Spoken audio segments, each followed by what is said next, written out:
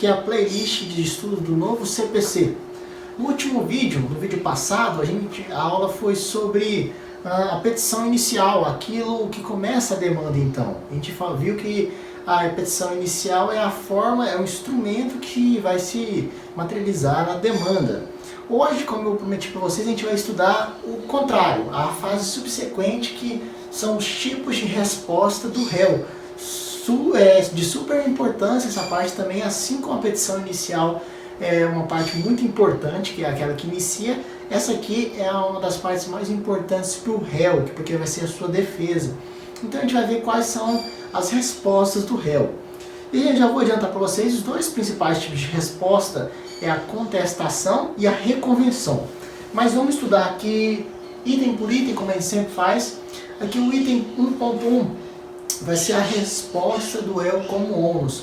Porque a resposta à acusação, a contestação, ela é um ônus, ela não é um dever, ela não é uma obrigação, ela é um ônus. O que significa isso? Então vamos estudar, vamos ver o conceito de dever, de obrigação e de ônus, para a gente saber diferenciar. Dar alguns exemplos também. Então, qual que é a diferença entre ônus, dever e obrigação? Conceito de dever. O dever é uma... Aqui do lado vai estar passando o conceito para vocês, se vocês quiserem dar pausa, fica mais fácil de notar. É uma sujeição passiva que não se esgota com o cumprimento, que pode ser imposta como aplicação de uma sanção. Um exemplo é o voto. Então a sanção, ela, se você é uma obrigação, é uma sujeição passiva, você se sujeita àquilo. Se caso você não cumpra ela, vai acontecer uma sanção. O voto é um exemplo, porque se você não votar, vai ter consequências dessa ação, ou seja, você vai ser impedido de praticar vários atos da vida civil, até como viajar, por exemplo. Quando você vai tirar o visto, você tem que levar o seu título de eleitor e mostrar que você está apto e que você está com cumprimento com os seus deveres como cidadão.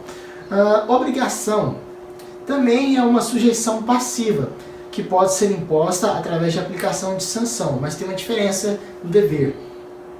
Porém, uma vez praticado, se esgota por si mesmo.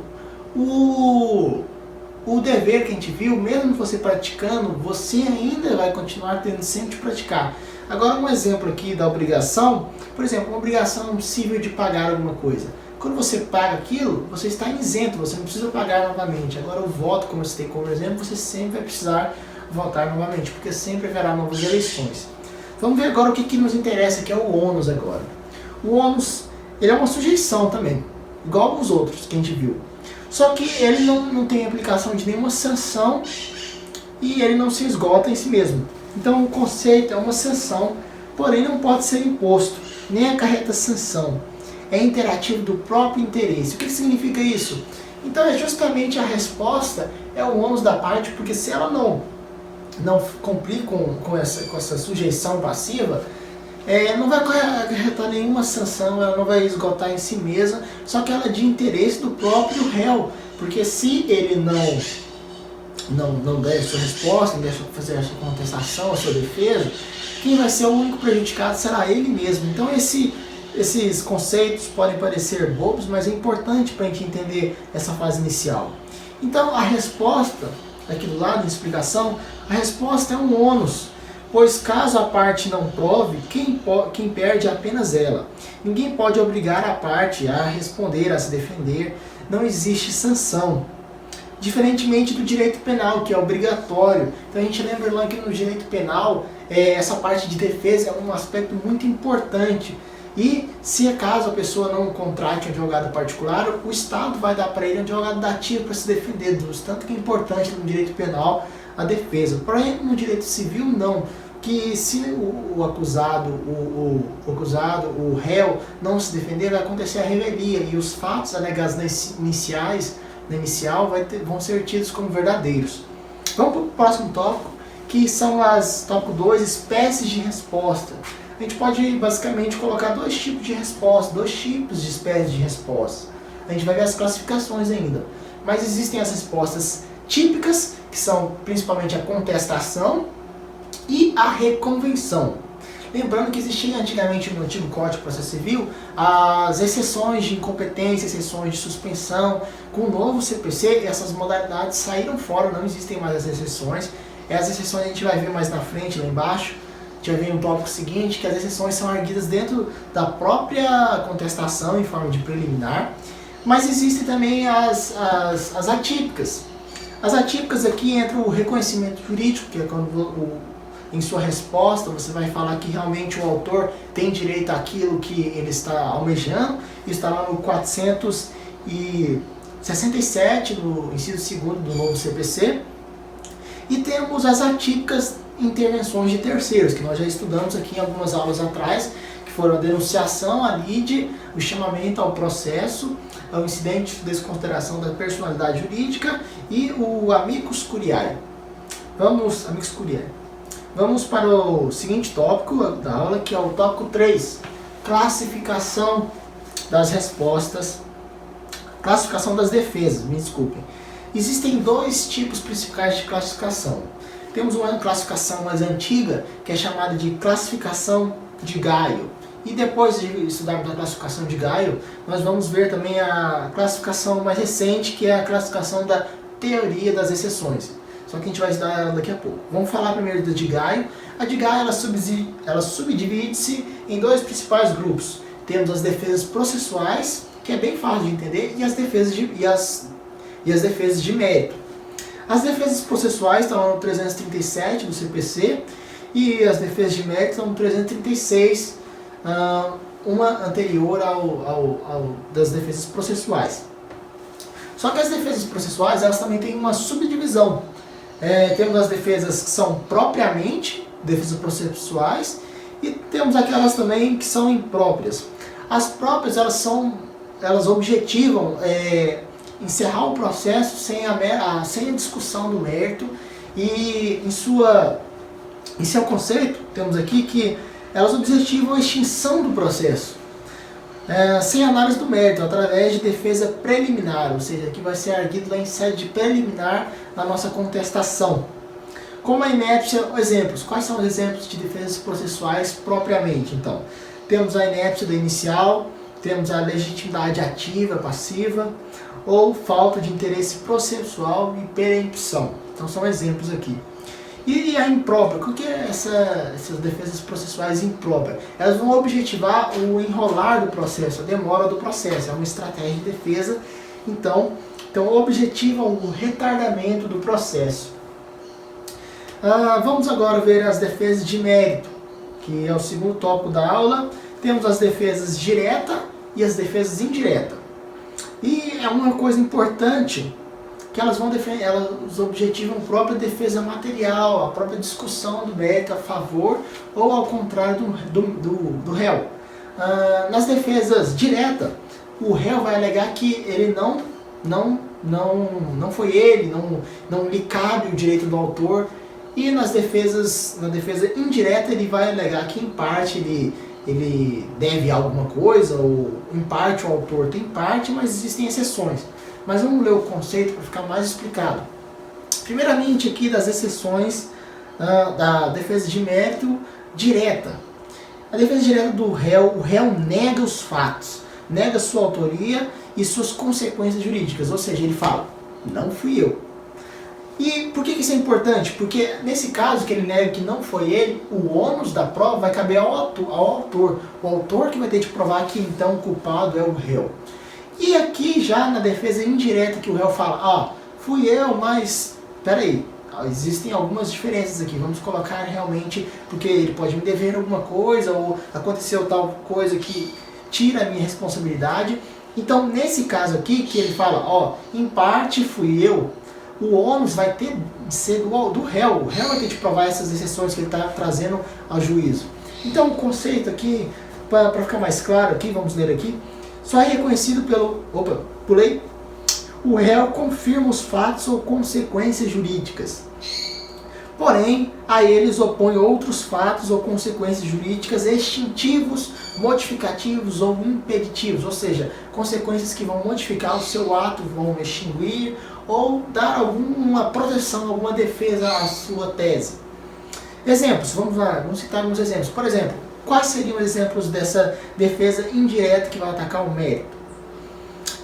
Temos a prescrição, a decadência, o pagamento, a compensação, a novação, a extinção de contrato não cumprido, são todas causas notificativas, então, que vão defender o réu, mesmo em parte ele alegando que ele é, digamos assim, culpado, mas vão acontecer casos que ele vai se defender por isso.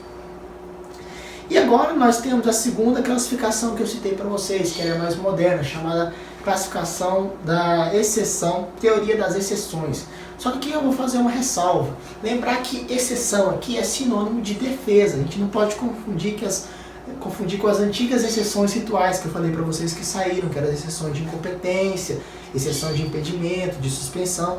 Essas modalidades saíram do novo CPC. Aqui entender exceções, essa palavra, como defesa. Então as exceções, a teoria das exceções, elas se dividem em dois grupos, as exceções e as objeções. As exceções são aquelas causas onde como é competência relativa, onde podem ser a parte que deve alegar.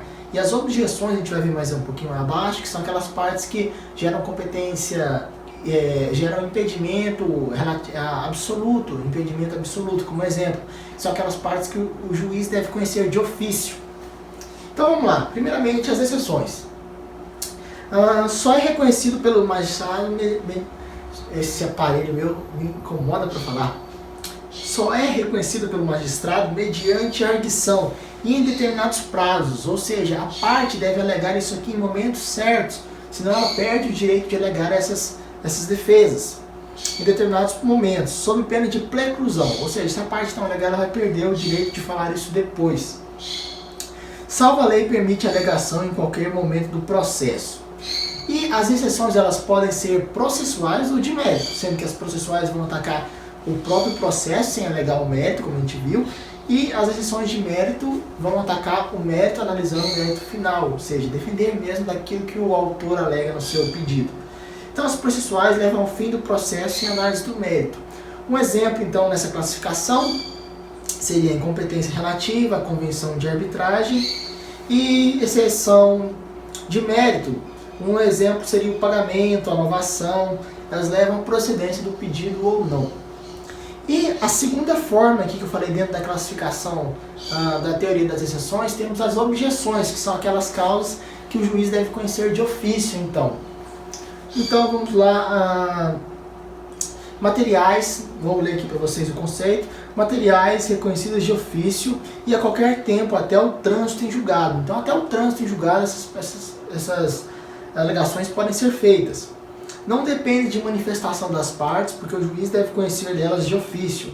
Mesmo nesses casos, o reconhecimento de ofício, o juiz deve dar oportunidade para as partes se manifestar. Lembrar do artigo 10 do CPC, que fala que mesmo quando for causas que o juiz deve reconhecer de ofício, ele deve dar às partes, que eu falei nisso na última aula, que se você não assistiu ainda, mesmo nessas causas que o juiz deve conhecer de ofício, ele deve dar oportunidade para as partes, então, se manifestarem a respeito daquela causa. Falar tipo assim, o juiz falou, sua causa está prescrita, se manifeste. Então as partes vão alegar, então ter essa oportunidade de sempre dialogar no processo. Então, essas objeções, elas também podem ser processuais ou de mérito. Então, vou citar alguns exemplos como processuais. São aquelas que o acolhimento pode ser feito de ofício pelo juiz, como a falta da condição da ação, a percepção, a conexão, continência e impedimento. Agora que exemplos dessas objeções de mérito são muito raras no Código de Processo Civil. Aqui a gente pode citar a decadência legal, que está lá no 205, que são aquelas causas que a própria lei estabelece um prazo de decadência legal, e também tem os casos de prescrição de pessoas incapazes totalmente. Então, nesses casos, a lei ela é expressa nessas partes. E eu coloquei umas liguinhas hoje na boca, aqui, e tem hora que eu fico enrolando a língua, não acostumei para falar, então acho que deve estar saindo meio estranho a minha voz nessa aula. Então vamos continuar agora o tópico 4. Tópico 4 aqui, que é justamente, vamos estudar agora especificamente a contestação. Depois, o último tópico da aula vai ser a reconvenção. A gente vai ver o que é a reconvenção. A contestação, ela é a resposta em si mesma, pessoal. É a resposta típica por excelência, onde você vai responder, então, a petição inicial. Você vai se defender da petição inicial através, então, da contestação. Existem, vamos ver aqui, ó, letra A, princípio da eventualidade, ela gere a contestação. E esse princípio está lá no 336 do CPC. Vou ter que atender esse telefone ali. Homem, pior que era engano, vocês acreditam? Vamos estudar então esses dois princípios aqui que regem a contestação. O primeiro é o princípio da eventualidade. O réu deve na contestação concentrar toda a sua matéria de defesa, ainda que incompatíveis entre si. O que significa isso? Esse é o momento do réu se defender. Ele deve negar tudo aquilo que ele acha que vai se beneficiar, mesmo que os seus pedidos, mesmo que as suas defesas, elas se contradizam, mesmo que elas vão contra uma outra. O segundo pedido, que vai contra o primeiro, não pode ser entendido de forma a prejudicar o réu. Por exemplo, uma ação de cobrança. Se ele fala que o autor não tem direito, sendo uma primeira tese defensiva dele, em um segundo pedido, em uma segunda defesa, ele fala que o autor, se caso não seja o entendimento do magistrado aquele, que o autor tem direito em parte nessa dívida, esse segundo pedido não pode ser compreendido de forma que o primeiro pedido dele tenha menos defesa, menos argumento. Então é o princípio da eventualidade. Isso significa que é o momento do réu se defender com todas as suas armas necessárias, por assim dizer. Mas aqui existem algumas exceções. E nessas exceções são essas peculiaridades onde o réu pode alegar em outro momento alguma coisa que ele não alegou na petição inicial. São 4 exceções e elas estão no artigo 342 do CPC, do novo CPC. Quais são elas? Toda vez que se tratar de direito relativo ou fato superveniente, ou seja, surgiu alguma coisa nova durante o curso do processo, uma nova prova, alguma coisa para ele se defender no transcurso do processo. Primeiro caso. Segundo caso, quando a inicial não estiver acompanhada, competir delas o juiz conhecer de ofício. Então, toda vez que o juiz deve conhecer de uma matéria de ofício, é dada a oportunidade, então, do réu mencionar isso mesmo depois que não tenha feito na petição inicial. Terceiro caso, quando por expressa previsão legal puder ser conhecida a qualquer tempo. Então, quando a lei, a qualquer momento, falar que aquela matéria específica pode ser conhecida a qualquer tempo, então o réu não precisa necessariamente colocar isso na sua contestação, na sua resposta, ele pode alegar isso depois. E o último caso, não, foram apenas 3 casos mesmo, vou dar um exemplo aqui. O exemplo seria a decadência convencional em contrato, por exemplo, onde as partes fizeram um contrato e elas estabelecem um prazo decadencial específico naquele contrato. Então esse seria um exemplo, então, desse último caso de expressa previsão. E temos o princípio da impugnação específica dos fatos, está lá no 341 do CPC, e isso é um dos princípios mais importantes da contestação. Porque quando você fizer a sua defesa, você não pode atacar genericamente a petição inicial. Você não pode atacar genericamente. Se existem vários pedidos, você deve arguir um por um. Você deve defender um por um. Você não pode esquecer nenhum. Deve ser específica. Então ela não pode ser genérica. Ela não pode atacar genericamente, ou seja, amplamente. Ela deve ser específica. Só que existe, como a gente viu, existem algumas exceções. Aqui sim, aqui são 4 exceções que ela não precisa ser específica assim. Então vamos ver essas exceções. Primeira exceção, quando os fatos não admitirem confissão. Ou seja, se eu argumentar aquilo, eu seria como se estivesse me confessando. Um exemplo disso seria como negar paternidade. Então, eu não poderia negar a paternidade, então, em uma ação de investigação de paternidade, então não teria como. Então, outro caso, segundo caso, quando a inicial não estiver acompanhada da prova legal, existem algumas situações específicas em lei onde o autor da ação ele deve entrar com os documentos necessários. Então, se o autor faltou alguns documentos necessários, eu não necessariamente precisaria então atacar. Mas é claro, me defender então. Mas é claro que um bom advogado sempre se defenderia e argumentaria isso. O autor não colocou os documentos necessários e tal. Terceiro caso, quando tiver em livre contradição com a defesa. A contestação por um todo se defende, ou seja, mas isso não é muito bom não, pessoal. É como seria esse tópico aqui seria entendido como se o seu argumento ele sozinho se defendesse de tudo, mas não aquela genérico. É como se você fizesse uma defesa tão boa que ela está se defendendo de várias coisas ao mesmo tempo, mas mesmo assim é bom fazer especificamente. Esse tópico aqui não pode ser entendido como uma defesa genérica, que eu falei que é aquele que não se deve fazer. E o último, quando a defesa for apresentada por um defensor público, advogado nativo ou curador especial. Isso aqui a lei expressa. Quando o judiciário nomeia um defensor nativo, um defensor que vá atuar naquele processo como defensor público, a sua defesa a defesa desse advogado, ela pode ser genérica, é um caso especial. E agora vamos ver um tópico 4.1. 4.1 foi o primeiro tópico, né? Foi os princípios que regem a contestação. Tópico 4.2, conteúdos preliminares. Preliminares, então está lá no 337. Caiu aqui o código de processo civil no chão. E aqui o conteúdo, eu me refiro àquelas coisas que a gente pode, aquelas argumentos que nós podemos arguir em sede preliminar e não entrando no mérito em si. Então, o que nós podemos arguir em sede preliminar? A primeira coisa, incompetência. Letra A, vou ir aqui por tópicos para ficar mais fácil. Letra A, incompetência.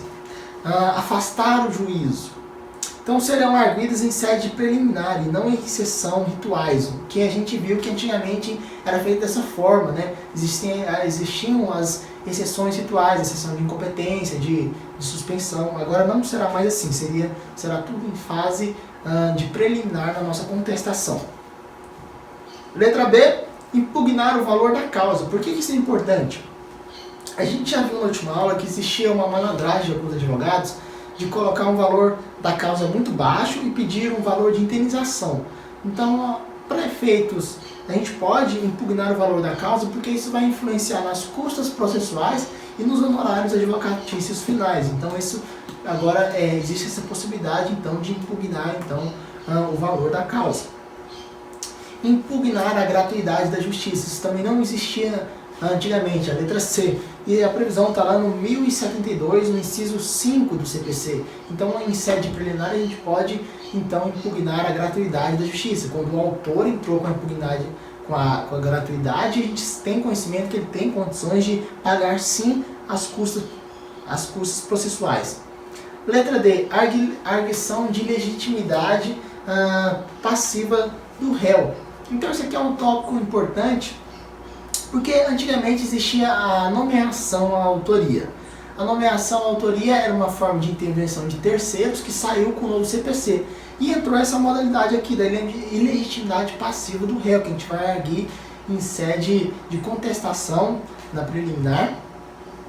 Só que neste caso aqui, a gente vai, por exemplo, na nossa contestação, a gente abriu um tópico lá em preliminar para corrigir a passividade, para falar, não fui eu, foi fulano de tal. Isso aqui estava no 339 do CPC. Só que agora aqui a lei é mais rígida, porque não existia mais aquele negócio de nomeação, autoria, da nomeação, autoria, para a gente ficar sempre chamando o polo passivo. Agora vai acontecer da seguinte forma: a gente vai entrar com a contestação, falar que não foi a gente, que, por exemplo, eu sou apenas um caseiro, que na verdade quem é deveria estar no polo passivo seria o meu patrão. Agora o autor, quando o juiz vai apresentar isso para o autor, e o autor vai ter duas possibilidades. Ele vai ter a possibilidade de me excluir e realmente colocar apenas o João, que é o proprietário no polo passivo, ou ele vai ter a segunda possibilidade, que é me deixar no polo passivo e chamar o João também para atuar como litisconsórcio passivo na ação. Então nós dois vamos ser réus. É uma nova possibilidade. Então nessa nova modalidade, se for arguida, o juiz dará faculdade à substituição sem a necessidade de concordância do terceiro. Ou seja, o João, ele não precisa concordar em ser o sujeito passivo, ele não precisa concordar em ser o réu para ser chamado. De todo jeito ele vai ser chamado. Ou a possibilidade de ambos ficarem, ou seja, eu e mais ele, foi aquilo que eu expliquei. Próximo tópico, letra E, o que pode ser arguido em sede preliminar também? Lá no 486, parágrafo 3º do CPC, que é a perempção. Então, o que é a perempção aqui? A gente, não sei se eu falei dela para vocês, é quando o autor der causa por 3 vezes, por sua própria manifestação, não der continuidade ao processo, por 3 vezes ele deu causa à extinção do processo sem resolução do mérito. Então, depois que acontecer a 3ª vez, ele então vai ter proibido o seu direito de entrar com essa nova ação. É claro que ele vai ter ainda garantido o direito de se defender pelo seu direito, mas não entrar com a nova ação tendo o mesmo objeto. Próximo tópico, letra F, é a convenção de arbitragem. Isso está lá no 337, parágrafo 5º do CPC. E no parágrafo 6º, parágrafo 5, parágrafo 6º. O que é essa convenção de arbitragem? Ela que está lá, seu fundamento no artigo 3 da Lei 9.307 de 96. Existem 2 formas de convenção de arbitragem.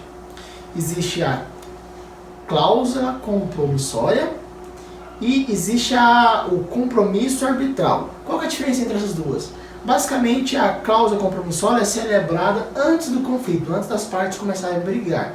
E o compromisso arbitral depois. Então, nesses casos em que as partes elas se concordam a estabelecer um árbitro para julgarem entre elas fazem um pacto, elas fazem um acordo de não entrar em juízo para resolver aquela questão. Então, se uma dessas partes entrar no juízo, levar essa causa, essa demanda ao juiz, a outra parte pode alegar falando o seguinte: juiz, o senhor não é competente para julgar essa ação porque nós já havíamos feito um contrato, já havíamos feito um acordo de estabelecer o árbitro tribunal para julgar essa questão. Então isso pode ser arguido em sede preliminar. E a letra G, ausência de condições da ação. Lembrar aqui, muito importante, as condições da ação mudaram, pessoal. Antigamente nós tínhamos 3 condições da ação, que era a legitimidade da parte, que era a ausência de legitimidade, o interesse processual, e existia mais um. E esse outro era a possibilidade jurídica do pedido. Lembrar que a possibilidade jurídica do pedido não está mais estabelecida no 337, no inciso 11 do CPC. Agora apenas está estabelecido a ausência de legitimidade mais o interesse processual. O que está sendo entendido agora pela doutrina, então? As condições da ação, que eram 3, agora são apenas 2, que é justamente a ausência de ilegitimidade, lembrar sempre, a ausência de legitimidade e o interesse processual. Não se exige mais a possibilidade jurídica do pedido. Isso vai ser analisado durante a demanda.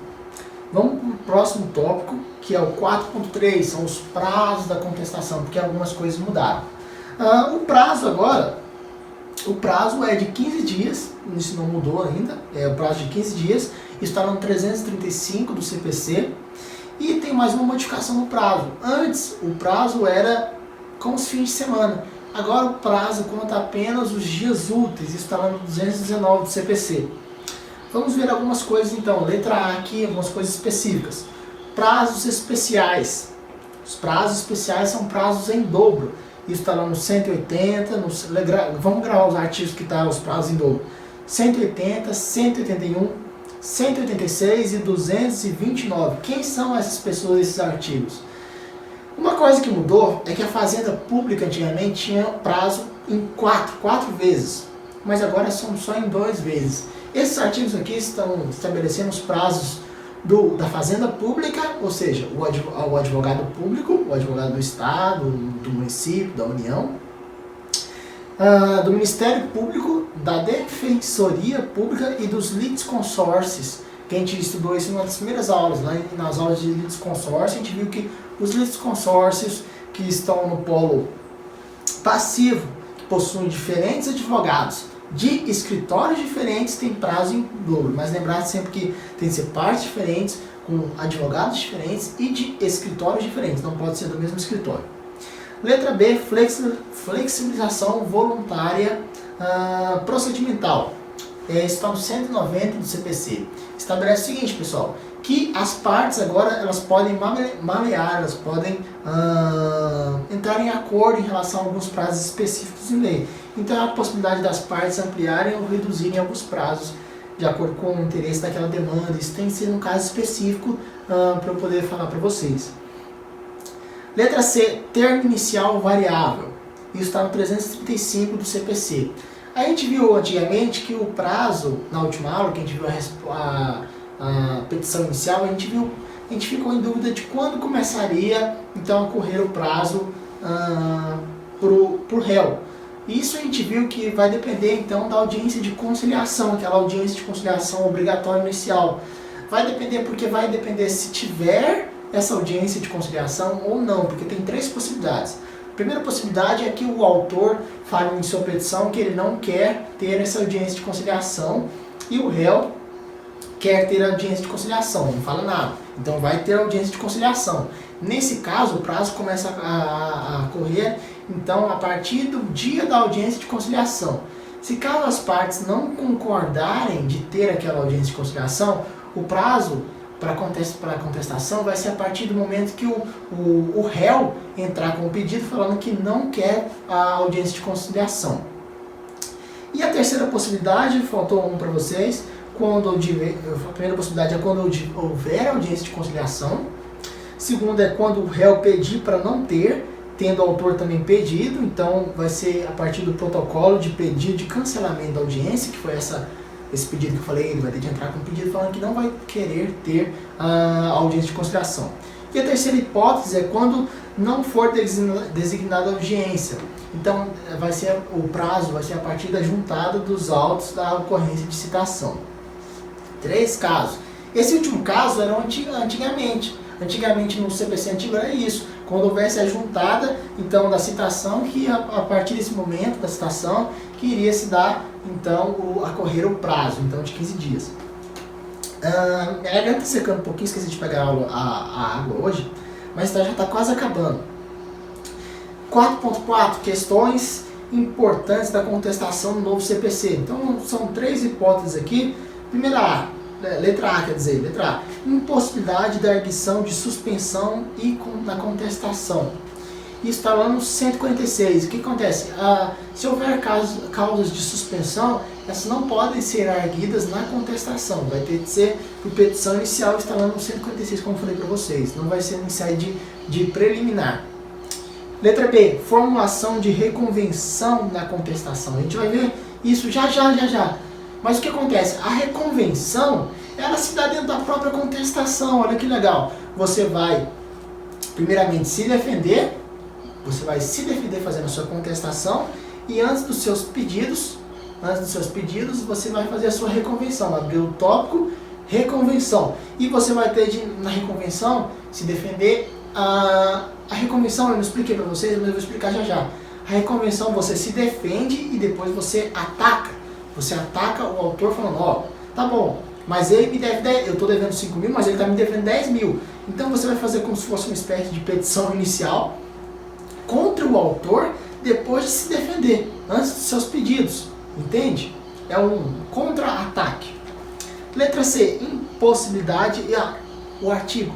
O artigo está lá no 343, então essa possibilidade da reconvenção dentro da contestação. Mas é claro, você pode também fazer a sua reconvenção separada, não faz nenhum mal. Ou seja, você pode responder aquele processo e entrar com o processo separado contra o autor. Mas se caso você entre com a sua reconvenção dentro da sua contestação, ou seja, você entrar com a reconvenção é dentro do mesmo processo, né? Se você entrar com a sua reconvenção, elas vão ser julgadas juntas, mas a gente vai ver isso lá na frente. Letra C, impossibilidade de alegar matéria cognitivas de ofício a qualquer tempo. A gente já viu isso um pouquinho atrás, mas agora não existe mais essa possibilidade. Que a qualquer momento o réu, ele falava alguma matéria que poderia ser conhecida de ofício, ele alegava isso lá no final do processo, para ser julgado o processo sem conhecimento do mérito. Então muita gente fazia isso para enrolar o processo, depois terminar e tal. Nesses casos, hoje, o juiz pode condenar essa pessoa que fizer isso, esse advogado, a litigância e má fé. instalando 337 no parágrafo 5º do novo CPC. E a juntada de documentos. A contestação é o prazo para juntar documentos importantes para sua defesa. Não vai ser depois. Na contestação você deve juntar aqueles documentos, instalando no 434 do CPC. Na contestação esse é o momento de juntar os documentos importantes então para a defesa e não outros. De forma que se você não juntar alguns documentos, talvez você não tenha a oportunidade de produzir aquelas provas depois. Último tópico da aula, para acabar que a minha garganta já está morrendo, é a reconvenção. Então vamos estudar especificamente a reconvenção, que eu já falei o artigo para vocês, está lá no 343 do CPC. O conceito, vamos ver o conceito aqui. Existe a criação de nova relação jurídica dentro do processo. Vai existir a relação autor versus réu, e vai existir também uma do réu contra o autor, réu versus autor. Então seria, para lembrar sempre, o contra-ataque, assim fica mais fácil. Efeitos da não propositura. O que acontece se a gente não apresentar uma reconvenção, sendo que a gente teria direito? Não acontece nada, depois a gente pode entrar com uma ação separada contra o autor. 5.3. Requisitos formais da reconvenção. Está lá no 343. Basicamente aqui, pessoal, a gente tem de obedecer todos aqueles requisitos que a gente viu na aula passada sobre a petição inicial. Todos aqueles requisitos devem ser observados também na reconvenção, como a gente deve arguir tudo aquilo que a gente deve para o nosso direito. Apresentar dentro da própria contestação, deve ser apresentado dentro da sua própria contestação. E também lembrar que segue a maioria das regras para a petição inicial, que está lá no 319, que a gente viu na última aula. 5.4. Pressupostos para a reconvenção. Isso é importante, está lá no 343 do CPC. E quais são os pressupostos para a gente ter admitido uma reconvenção? Primeiramente, é a conexão da ação e os seus fundamentos. Então deve ter alguma relação, não pode ser uma coisa totalmente fugida, tipo, o autor está entrando com um pedido com uma coisa e eu falo totalmente outra coisa paralela não, adjacente, que não tem nada a ver. Então deve ser uma coisa no mínimo paralela, uma coisa que tem relação. Identidade parcial entre as partes. Não adianta o autor fazer um pedido comigo e eu fazer uma reconvenção com outra pessoa que não tem nada a ver também com a parte. Isso é até pelo sentido lógico da coisa. Isso está lá no 343, no parágrafo 4º. E 5.5, desistência da ação. O que acontece se o autor que eu entrei com uma reconvenção contra ele, se ele desistir daquela ação, ele viu, eita, peraí, eu entrei contra uma ação contra o réu, só que ele entrou com uma reconvenção muito pior contra mim, e se eu continuar com essa ação, eu vou levar a ferro. O que eu faço? Mesmo se o autor desistir da ação, a reconvenção continua valendo, aquele processo vai seguir com a reconvenção. Isso é uma possibilidade para proteger até o mesmo réu que entrou com a sua reconvenção, para aquela reconvenção não continuar sendo julgada. Está lá no 343, no parágrafo 2º, estabelecido isso. Reconvenção da reconvenção. Existe essa possibilidade? A doutrina majoritária entende que não, porque ia ser muita... palavra certa eu esqueci, mas a doutrina certa entende que não seria possível a reconvenção da reconvenção. 5.7, elas vão ser julgadas em conjunto, a reconvenção e a contestação, ou seja, o pedido inicial, o pedido do autor e o pedido do réu contra o autor, elas vão ser julgadas juntos. Último tópico da aula, agora sim, acabou a aula. 5.8, pedido contraposto e ação dúplice. Isso eram possibilidades antigas, isso eram coisas antigas do antigo CPC. O pedido contraposto não existe mais. O pedido contraposto não existe mais e era a reconvenção na contestação. A reconvenção na contestação era chamada de pedido contraposto. Só que agora essa é a regra geral. Por isso que a gente pode falar que não existe mais o pedido contraposto, porque toda reconvenção vai ser em pedido contraposto, entende? Na próxima aula eu vou iniciar a aula, porque já está meio comprido também, eu vou explicar para vocês sobre a ação dúplice. Então é isso aí, pessoal, espero que tenham gostado dessa aula e até o nosso próximo vídeo aqui do Eurosídio, nossa ação de estudos jurídicos, e essa aqui foi a nossa playlist de estudos do novo CPC. Espero que não tenha ficado muito cansativa a aula, de vez em quando eu falo rápido, mas é para caber tudo isso numa aula aqui de no máximo meia hora, 40 minutos. É isso aí, até o próximo vídeo.